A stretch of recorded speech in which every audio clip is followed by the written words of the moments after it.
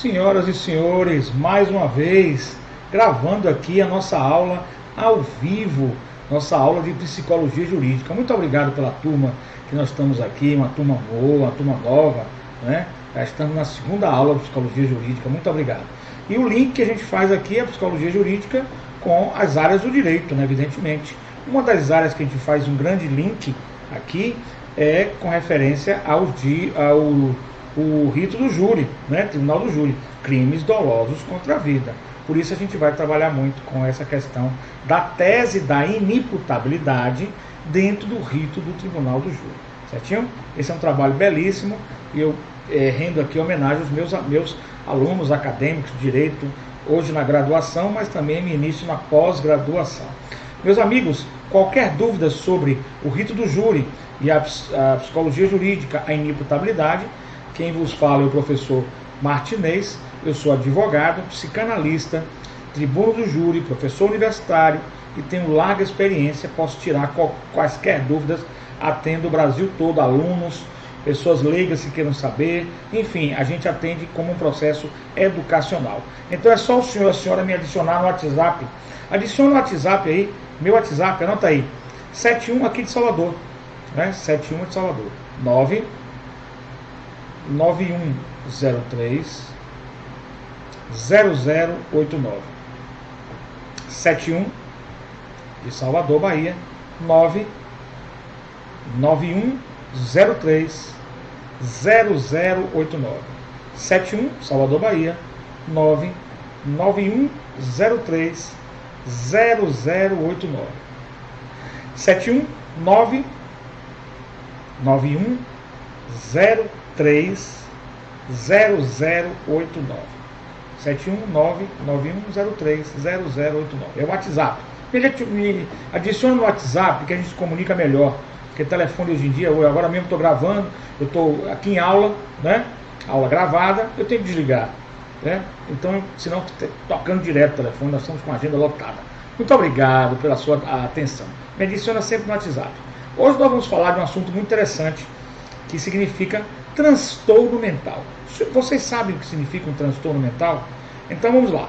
De acordo com o Manual Diagnóstico e Estatístico de Transtornos Mentais, hoje DSM-5, que é da APA, Associação dos Psiquiatras Americanos, que reúne cientistas do mundo todo para elaborarem sintomatologias. O que significa sintomatologia? Logia, estudo dos sintomas. Quais sintomas nós podemos classificar ou não como um transtorno mental? E o que é o transtorno mental? A mente sadia é a mente que gera um bem-estar físico, mental, uma sensação de estar bem consigo mesmo, com os outros, né? Sem cóleras de raiva, de ódio, e sentindo-se, entre aspas, né? A felicidade, o bem-estar, né? O funcionamento normal de todas as suas funções mentais, cognitivas, comportamentais e emocionais, certo? Gostaria de dizer também que eu tinha o prazer de fazer a pós-graduação de saúde mental na Universidade Católica Dom Bosco. Um grande abraço aí, sou título de especialista, pós-graduado em saúde mental pela Universidade Católica Dom Bosco. E fiz também diversas pós-graduações, não vou falar aqui todas, né? A pós-graduação de psicologia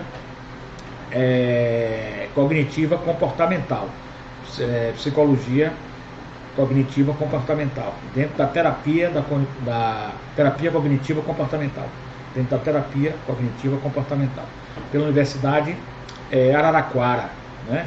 Uma grande universidade também, tenho um prazer. E sou também especialista em pós-graduação Lato Sensu, título de especialista em psicologia jurídica e diversos títulos, não vou falar mais, mestre em desenvolvimento humano com a tese de psicologia jurídica linkada com o rito do júri.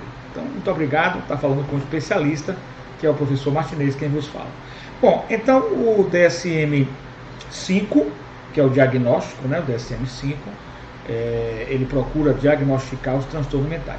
Diferentemente de você estar com o seu bem-estar, de estar sadio, de estar com suas funções cognitivas, emocionais, comportamentais, todas funcionando bem, você tem uma disfunção, você tem um desequilíbrio. A saúde é equilíbrio. A patologia, e aí nós vamos para a psicopatologia, é um desequilíbrio das suas funções mentais, né? Mentais, suas funções sociais, suas funções emocionais, suas funções comportamentais, sua questão cognitiva, e aí você começa a oferecer disfunções cognitivas, certo? Há uma disfuncionalidade cognitiva, e isso vai gerar então o seu transtorno. Então, somente quando os traços da personalidade são inflexíveis, mal adaptativos, porque o problema todo é você se adaptar ao mundo. O mundo não vai se adaptar a você, é você que tem que se adaptar ao mundo, para você ter saúde mental. Então, esses traços da personalidade, quando eles são inflexíveis, mal adaptativos e causam prejuízo funcional das suas funções, com angústia, uma angústia subjetiva, uma angústia pessoal, você não sabe de onde advém, você não consegue ter prazer em nada, não consegue ter felicidade em nada, não consegue desenvolver nenhuma atividade, tudo para você está ruim, tem medo das coisas, medo da sociedade, medo das pessoas, se lembra muitas experiências passadas onde você sofreu ou teve prejuízo. É uma coisa interessante, onde você sofreu ou teve prejuízo, aí que nós vamos dizer que você tem transtorno da personalidade, quando sua personalidade está envolta nessa situação, tá? Então nós vamos caminhar agora, diferenciar para o transtorno da sua personalidade. Essa definição leva-nos a pensar no que são traços da personalidade, ou seja, a personalidade na ausência do transtorno. Devemos considerar que a palavra personalidade é muito ampla, muito versátil, de uma abrangência total. Devemos considerar que o conceito vem a ser descrito desde o ano 4 depois de Cristo, e é difícil defini-lo. Há, no entanto, algum consenso quanto ao seu significado. Consenso dentro dos cientistas, né? O cientista tem aquele consenso. Essa definição, ela pode ser dada da seguinte maneira: a personalidade consiste em modos de funcionamento psicológico arraigados, difusos, resistentes e habituais, que caracterizam o estilo do sujeito. Então, são um modo de funcionamento psicológico bem arraizado, bem concretizado. Eu digo que nós somos igual, quando criança, igual uma massinha. Aquelas massinhas que as crianças utilizam. Você molda um boneco naquela massinha, né? Aquela massinha está ainda fresquinha, quando da época da criança, quando o seu id existe, mas o seu superego, o seu ego, vamos dar um link em psicanálise, ele está em formação. Aí você tem aquela massinha ainda que você pode modificar. A adolescência, ela vai endurecendo, quando chega na fase da adulta, a adulta está formada, rígida. Aí você tem aqueles traços que são peculiares de cada um de vocês, próprio de cada um de nós todos. Então nós temos o quê? A personalidade nessa instância. Trata-se de uma intrincada organização de atitudes, percepções, hábitos, emoções e comportamentos, que definem o modo de uma pessoa relacionar-se com os outros e consigo mesmo. Somam-se a isso os modos pelos quais a mente processa as informações, ou seja, as funções sintetizadoras e integradoras, que inclui o reconhecimento das motivações. Certo? De modo análogo, né, nós podemos dizer, o DSM-4, que foi anterior, o Manual Diagnóstico, né, o Manual Estatístico e Diagnóstico, muitas vezes nos Estados Unidos é chamado de MED. O MED-4 define traços de personalidade como o anterior, o 5. Não houve muita modificação. Na realidade, podemos falar do 4 também. Um padrão persistente e relativamente estável ao longo do tempo, no modo de pensar, agir e se comportar. Ou seja, padrões consistentes na maneira de perceber, relacionar-se e pensar sobre o ambiente e si próprio. os quais são exibidos em uma ampla gama de contextos sociais e pessoais. Então, uma ampla gama de contextos que você está vivendo pessoalmente ou socialmente, você vai manifestar um padrão comportamental persistente, previsível. Quem lhe conhece, conhece sua personalidade, sabe como você reage a determinadas variantes circunstanciais. Variantes que estão no meio social da vida, que são circunstanciais. Frequentemente, né, vamos entender isso aí, frequentemente os termos caráter e temperamento são usados como sinônimos do termo personalidade, cada qual tem um significado diferente. Caráter deriva da palavra grega C-H-A-R-A-X-O. Vamos anotar aí, nossos alunos? C de casa, H de Antônio, A de Antônio de novo, R de rato, A de Antônio, X de xadrez, O de Orlando. Charaxô, que significa gravar, sugere a natureza, características de uma pessoa. É habitualmente usado para definir os traços da personalidade, que são produtos dos processos evolutivos e experiências de vida. Por outro lado, temperamento sugere aquelas disposições com base biológica que compõem a personalidade. Os aspectos temperamentais são tomados habitualmente como características simples, não motivadas, que, embora geneticamente determinadas, não se tornam estáveis após os primeiros anos de vida. A maioria das concepções atuais considera a personalidade como fruto das interações dos aspectos constitucionais, das experiências evolutivas e das experiências de vida atual. Vamos explicar isso aí? Então, a personalidade é um conjunto de genético, né? Você veio de uma família e cientificamente prova-se que, se você se autoanalisar, você vai ver um tio, um parente, você tem um certo comportamento parecido com ele. Isso vem de uma chamada memória genética que nós temos. Então, nós temos uma genética. Evidentemente, se um transtorno existe no meio familiar, pode ser, não significa que vá se desencadear em você. E você tem que estar atento para tudo isso. Se você se autoconhece, se autotrabalha, é melhor. Se você não se autoconhece, você é um cego na vida afora. Aspectos constitucionais. Experiências evolutivas. São experiências que você teve na infância, você teve na adolescência, você teve no passado. E as experiências da vida atual. Ou seja, experiência atualmente. Como você se comporta. Por exemplo, se você vai jogar bola, e toda vez que joga bola você cai e sente uma dor, você vai criar uma aversão a jogar bola. Então você não vai gostar de jogar bola. Toda vez que você for jogar bola e você tem uma recompensa, behaviorismo de Skinner, você vai ter o quê? Você vai ter uma vontade de continuar jogando bola cada vez mais. Então o seu comportamento vai ser moldado, vai oferecer um processo de condicionamento depois de modelagem dentro desses aspectos psicossociais, certo? Dentro das suas experiências evolutivas e dentro da experiência da vida atual, bem como dos aspectos da sua constituição como ser humano. Assim, essas definições acerca da personalidade englobam a noção de temperamento e caráter. O estudo dos transtornos da personalidade conduz a áreas nas quais a diferença entre a saúde e a doença é ambígua. A distinção entre patologia e normalidade é muito tênue na questão mental, na questão de transtornos mentais, transtorno da personalidade. Deve ser considerado portador de transtorno mental um sujeito que tenha um desequilíbrio funcional, cognitivo, comportamental, emocional.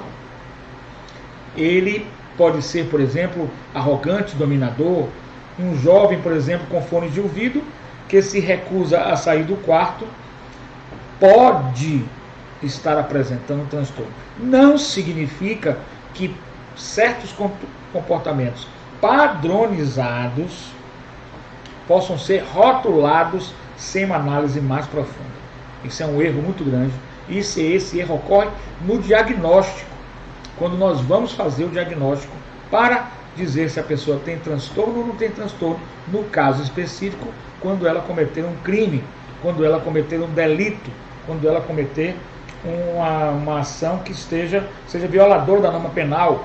E aí nós temos que tomar uma decisão se ela é imputável, ou se ela é inimputável, ou se ela é semi-imputável. Então, um jovem com fone de ouvido que se recusa a sair do quarto pode não significar nada. Uma criança que tortura animais pode significar algo, pode significar nada. Uma mulher que se sente constantemente perseguida por seu chefe pode ser real, como pode não ser real. Para a PNL, programação neurolinguística, a PNL nós temos a programação neurolinguística. Nós temos uma diferenciação entre mapa e território. O mapa é a sua realidade, o território é a realidade real. Toda vez que nós estivermos distante da realidade em nosso mundo, nós caminhamos para uma disfunção cognitiva, da cognição, do pensamento, do raciocínio. Toda vez que nós estivermos dentro o mapa junto com o território, a nossa sensopercepção da realidade, dentro da realidade atual, nós estaremos o quê? Em congruência. Nós estaremos congruentes. Então, a tendência natural, de nós termos uma saúde mental. Fora disso, o distanciamento da realidade pode ser um transtorno mental. Em grande parte, os transtornos da personalidade são influenciados por normas sociais e por valores pessoais, certo? Vamos lá. Surgiu a pergunta, manda por escrito aqui para mim. A pergunta é a seguinte. Vamos lá? Já entendi. Os valores sociais podem gerar conflitos que podem gerar os transtornos? Sim, certo? Por exemplo, se a pessoa não se trabalhar, não se autoconhecer, por ser, por exemplo, uma mulher gorda, já que o conceito de beleza da mulher é um conceito psicossocial muito cruel, muito forte, ela pode se sentir fora da sociedade, não vestir um biquíni, não vestir um maiô, não se sentir atraída, não ter um relacionamento, partir para o isolamento e aí a fuga da realidade pode desenvolver uma espécie de transtorno e daí para ela cometer um crime quando tem um transtorno não é muito longe esse passo. Não obstante, não vamos criar um preconceito, nenhum rótulo, nenhuma estigmatização de que pessoas com transtornos mentais ou da personalidade, em tese, cometem delitos. Todas as pessoas, tanto as normais como as ditas, entre aspas, né? Porque de perto com a lupa, quem é normal, certo? É uma coisa difícil da gente, uma linha muito tênue. Nós vamos dizer que a pessoa normal, uma pessoa com transtorno, todas duas, em tese, podem cometer delitos. Não significa que as pessoas que tenham transtornos mentais, transtorno da personalidade, elas sejam criminosas. Pelo contrário, as pessoas que têm transtorno, têm desequilíbrio funcional, as disfunções, elas mesmas sofrem, elas mesmas têm o sofrimento. E muitas vezes, ou maioria das vezes, não cometem delitos. Então, é uma assertiva preconceituosa, errada do meio social. Então, repetindo aqui, as influências das normas sociais e dos valores pessoais, com certeza absoluta, são sim, capazes de gerar, no mínimo, uma disfunção psíquica, mesmo que seja momentânea, e que pode evoluir para o transtorno mental. Nessa linha muito tênue da normalidade dos transtornos, devemos ter cuidado, porque o transtorno mental, muitas das vezes, pode não ter o caminho de volta. Eu não gosto das assertivas de que não existe cura. Eu prefiro as assertivas de que alguns transtornos, a cura, a recuperação, ela é mínima, certo? Mínima da mínima. Mas não existe sim, para todo ser humano é capaz de, com terapia, com métodos, sair daquela situação em que se encontra via transtornos. O fato de se considerar um sujeito portador de transtorno da personalidade depende de seus traços da personalidade e se esses traços são nocivos à sociedade, ao meio em que vive e particularmente as pessoas com que mais frequentemente interage, principalmente os seus familiares. Essas qualidades que incomodam os outros são, em muitos casos, manifestadas também no relacionamento com o terapeuta. Então, junto com o terapeuta, se manifesta toda essa situação. Volta aqui ao laudo, que é muito importante a gente entender que muitas vezes os laudos estão errados. As pessoas têm transtornos e são ditas normais. São normais e são ditas com transtornos. Há erros gritantes. Por isso, qualquer dúvida em laudos, principalmente judiciais, nas questões de justiça, eu, como advogado, com o título de especialista em psicologia jurídica, posso te dar um parecer, posso te dar um acompanhamento, posso te dar uma consultoria muito forte nisso aí. Quaisquer dúvidas, aí meus alunos sempre me procuram, né? Estamos com um caso agora de um júri em Brasília, um caso de um júri em São Paulo, e sempre estamos fazendo essa linha de trabalho dentro dessa esfera. Podem me procurar, porque eu estou aqui para ajudar, estou aqui para servir. Meu WhatsApp, adicione no WhatsApp, 71991030089. A gente vai ver o laudo, tem o direito de contratar um assistente técnico à parte para combater aquele laudo e vai ter a nossa consultoria jurídica em cima do laudo. Certinho? Essas qualidades, né, elas são importantes e têm que ser percebidas por todos no seio social. Deve-se então levar em conta a bagagem étnica, cultural e social do sujeito. Os transtornos da personalidade não devem ser confundidos com expressões típicas de cada cultura, como expressões de hábitos, costumes e valores religiosos e políticos. Isso significa dizer, por exemplo, que na avaliação de uma pessoa de origem étnica diferente, é importante saber quais informações sobre a respectiva bagagem cultural e social, os hábitos e todos os valores próprios daquela cultura. Mais uma vez, nós vamos dizer que nós temos uma psicologia jurídica cultural, ou a psiquiatria cultural, porque vai depender da cultura daquele povo para saber se você se distancia do comportamento geral ou se você está enquadrado. Notem que o conceito de loucura, ele é muito tênue. É muito tênue. Depende da cultura em que você viva. Então você pode ser considerado uma pessoa sã aqui na nossa cultura e considerado uma pessoa louca em outra cultura. Vamos dar um exemplo prático. No Islã, né, não sei, vamos dar nome de país em respeito à cultura dos outros países, certas mulheres, quando cometem um adultério, são apedrejadas até a morte. Se a gente fizer isso aqui, um apedrejamento, a pessoa que o fez cairá logo em feminicídio, né, o cara, ou em algum crime nesse sentido, não sei, não vamos aqui julgar, mas será considerado crime e poderá ser considerado louco, mas lá é normal. Então o conceito de loucura, de normalidade, também no sentido mais amplo, ele está dentro de uma convenção psicossocial. Não é algo que possa ser dito de forma taxativa, como por exemplo na matemática 2 e 2 são 4. Não pode. Então isso é muito importante no momento que a gente faz uma consultoria, no momento que a gente observa um laudo de psicologia jurídica e que a gente leva esse laudo para as respostas no tribunal do júri, as análises no tribunal do júri. Então a gente tem que analisar com muito vagar, com muito cuidado, com muita sensibilidade, para que a gente não cometa erros.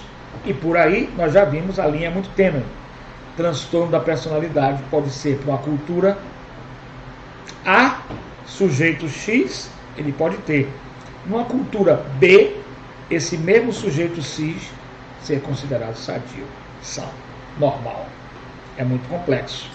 É importante que os operadores de direito, vocês, meus alunos acadêmicos de psicologia jurídica, e pena que a gente só tem uma matéria de psicologia jurídica em direito, deveríamos ter psicologia jurídica 1, 2, 3, 4, até 8, e até desde o primeiro semestre até o 10º, para que vocês pudessem ter uma noção do que vem a ser a psicologia jurídica mais aprofundada, pudesse também se autoconhecer, porque o índice de neuróticos no meio jurídico aumenta e vem as doenças como depressão, transtorno do pânico e diversos outros transtornos que nós estamos insensíveis e os colegas precisam se unir mais para ter essa sensibilidade de entender, conhecer isso e trabalhar nesta mesma linha. Prosseguindo aqui nossos estudos, nós vamos ver a questão da personalidade normal e a personalidade anormal. E vamos ver traços versus transtorno. Esse assunto será feito na próxima aula. Então vamos anotar aí. Esse assunto será feito na próxima aula. E vamos anotar personalidade normal versus anormal. Barrinha invertida, traços vezes transtornos. Vamos fazer um estudo mais aprofundado da personalidade normal e a personalidade considerada anormal. Nós vamos fazer paralelo a tudo isso, em paralelo a tudo isso, traços versus transtornos. Meus amigos, muito obrigado por essa parte dessa aula que foi gravada ao vivo. A outra parte não será gravada. Nós teremos então, na outra aula, vamos prosseguir com essa questão da personalidade normal versus anormal, traço invertido, traços versus transtornos, e aí faremos a gravação. Agora, nós vamos entrar numa questão de questionários, que é uma questão interna, onde os grupos aqui dos meus alunos vão resolver as questões, os questionários por escrito, debatendo entre si. Por isso eu interrompo aqui o nosso trabalho. Vamos dar prosseguimento, estamos juntos, vamos fazer um corpo de estudos bem forte na psicologia jurídica. Já temos o grupo de estudos do Tribunal do Júri, com aspectos da psiquiatria jurídica, psicologia jurídica, criminologia. Vamos participar desse grupo de estudos. Ligue para a gente, temos um grupo no WhatsApp, 71991030089. Professor Martinez, tuas ordens, muito obrigado. Fico muito feliz em poder ministrar essas aulas a vocês. Agora vamos ao nosso trabalho. Vocês devem continuar o questionário em equipes, respondendo em silêncio, debatendo internamente no seu grupo. Próxima aula, faremos a personalidade normal versus a personalidade anormal. Barra invertida, traços versus transtornos. Muito obrigado, até o próximo encontro. Anota aí, folha 7. Folha 7 do caderno de estudos. Grande abraço.